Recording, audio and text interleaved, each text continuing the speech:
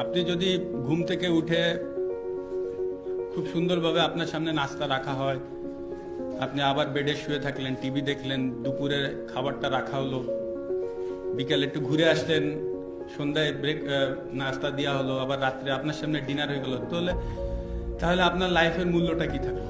কিছুই থাকলো না। সো ম্যান হিসেবে প্রত্যেকটা কাজই চ্যালেঞ্জিং। সো আমি এনজয় করি সব যখন বিপক্ষে থাকে, এটাই আমার কাছে আমার লাইফের এনজয়িং পার্ট। এবং আমি বিশ্বাস করি মানুষ সবকিছু যখন ফরে থাকে তখন আমার কাছে মনে হয় জীবনের মূল্য কিছুই না। সবকিছু যখন আপনার এগেনস্টে থাকবে তখন আপনি কতটুকু সামনে যেতে পারেন, তখন আপনি নিজের সার্থকতা বা নিজেকে চ্যালেঞ্জের জায়গায় আনতে পারবেন। ওকে, আই হ্যাভ ডান ইট।